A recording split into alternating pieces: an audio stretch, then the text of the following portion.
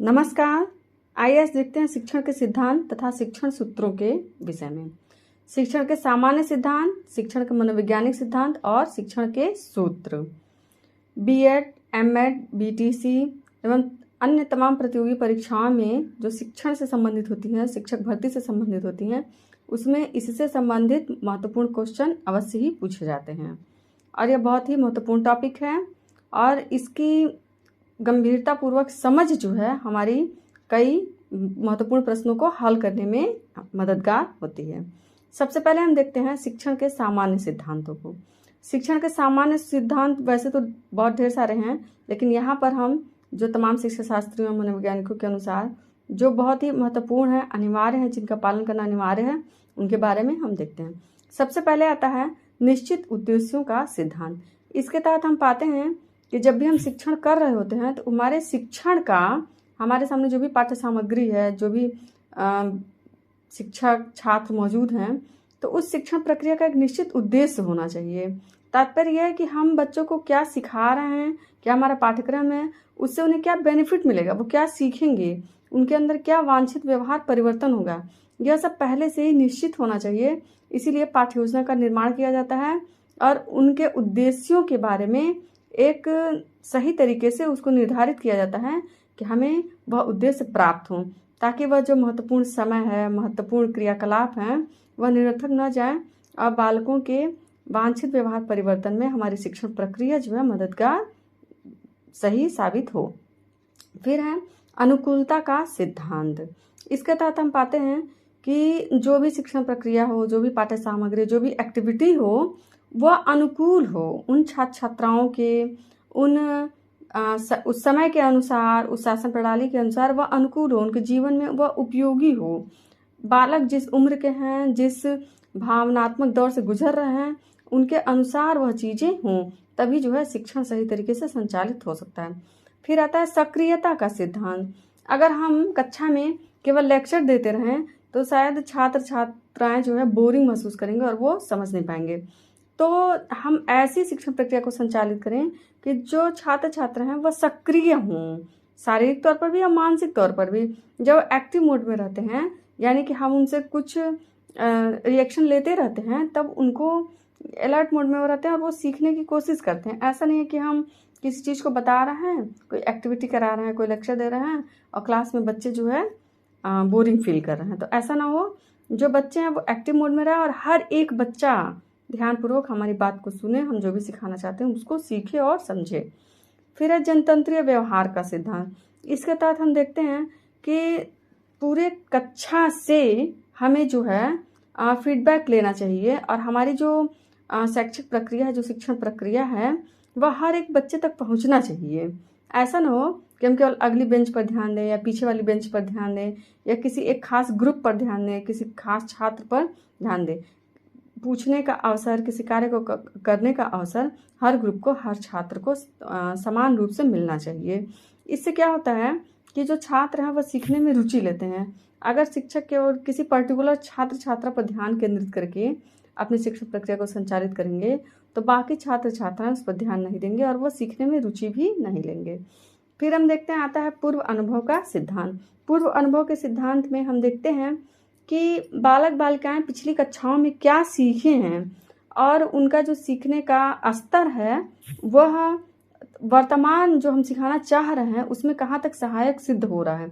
हम पहले उसका अनुभव जानने की कोशिश करते हैं कि बच्चे ने क्या सीखा है, या फिर पहले के कुछ मिनट में या फिर कुछ कक्षाओं में हम उस चीज़ को, उनकी समझ को जानने का प्रयास करते हैं और तब जाकर हम अपनी शिक्षण प्रक्रिया को संचालित करते हैं, जिससे जो हमारा प्रेजेंट कंटेंट है वो उनको अच्छे से लर्न होता है और वह सीखने का प्रयास करते हैं और तभी अच्छे से 100% लर्निंग हो पाती है।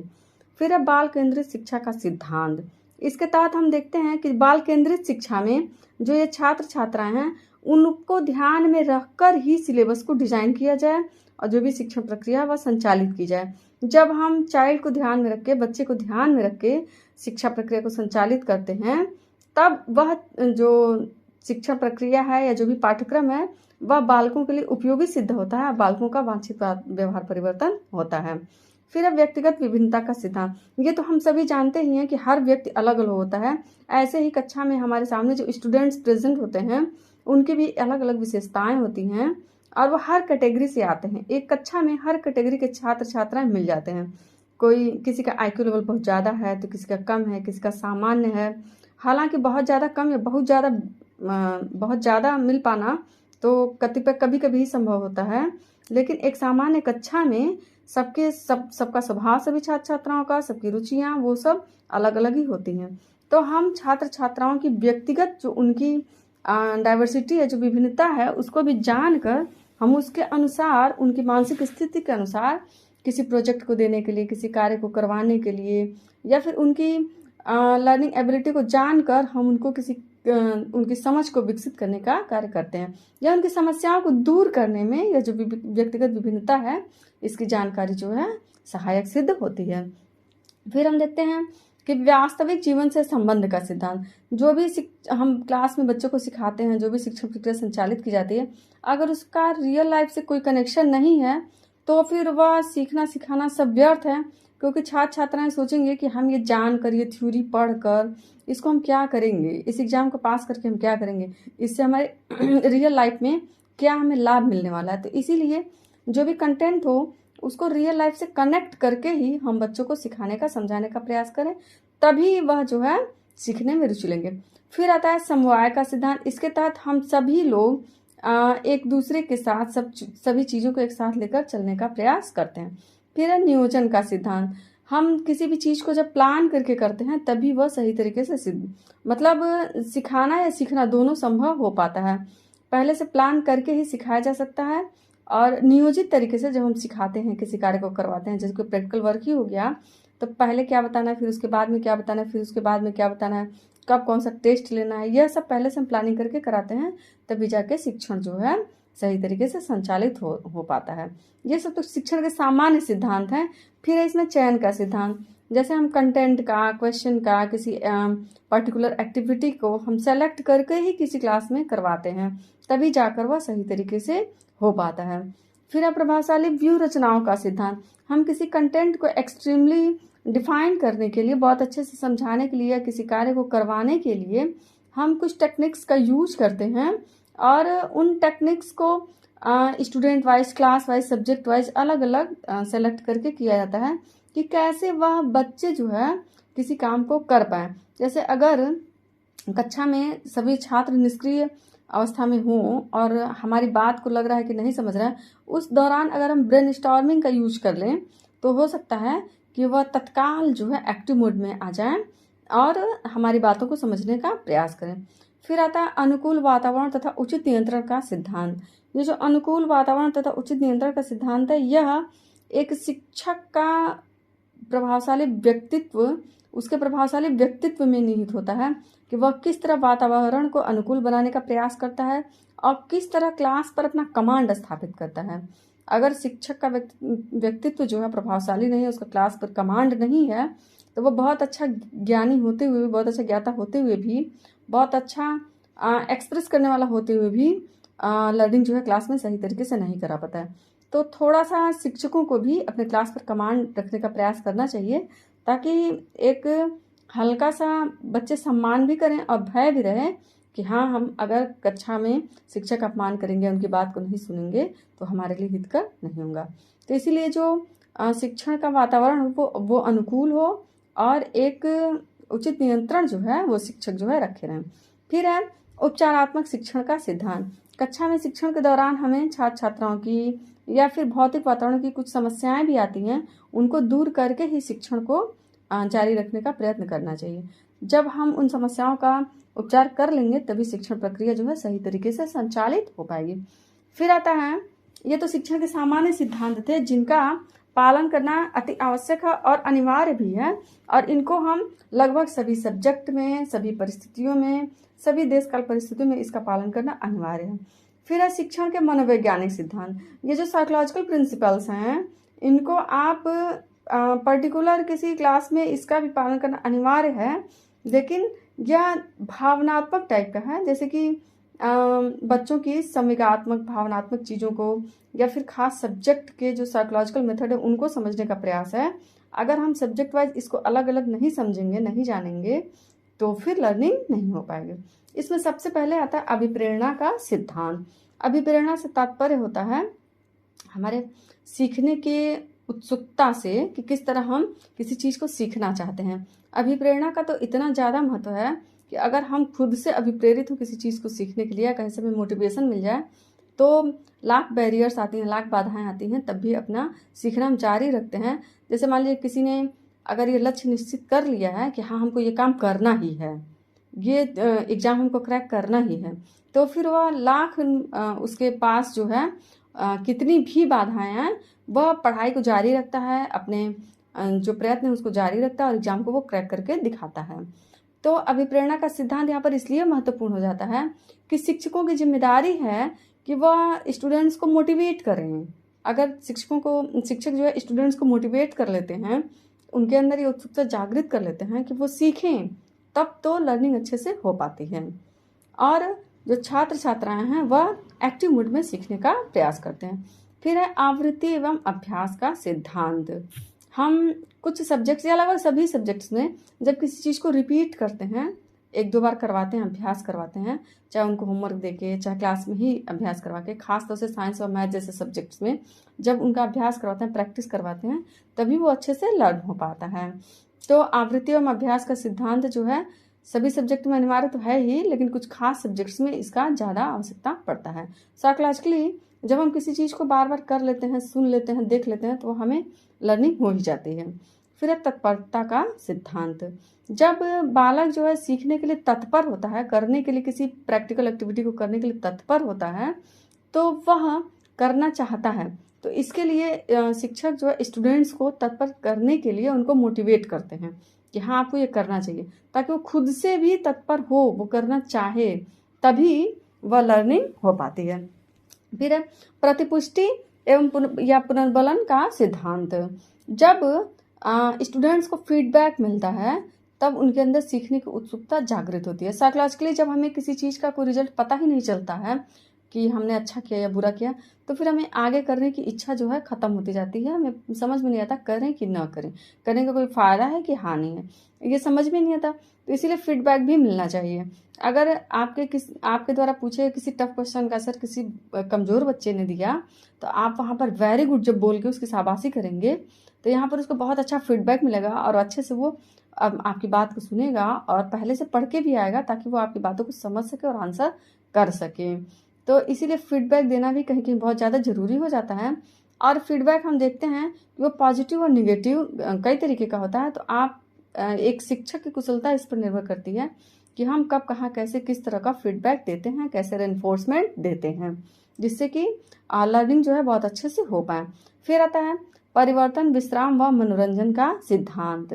जब हम कोई लर्निंग किसी सब्जेक्ट में कराते रहते हैं, तो अगर वहाँ पर कंटिन्यूअस हम किसी चीज़ को लगातार जारी रखते हैं, कोई ब्रेक नहीं आता, कुछ थोड़ा सा बच्चों का ब्रेन जो है डाइवर्ट नहीं होता, तो एक ही तरह से लर्निंग करते करते वो बच्चों का माइंड जो है नहीं क्लियर कर पाता और वो बोरिंग भी फील करता है और वो समझ भी नहीं पाते हैं।